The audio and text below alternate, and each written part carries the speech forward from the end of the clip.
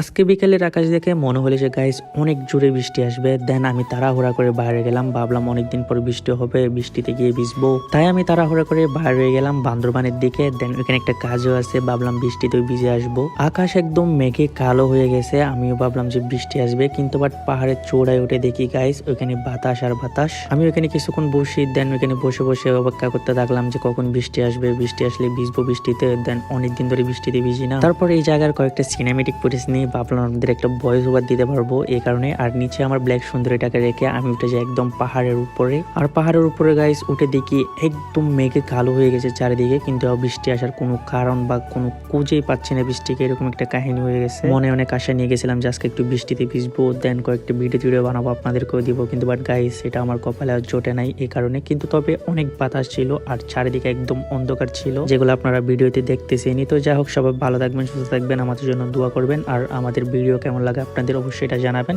So okay, আল্লাহ হাফেজ, next ভিডিওতে দেখা হবে।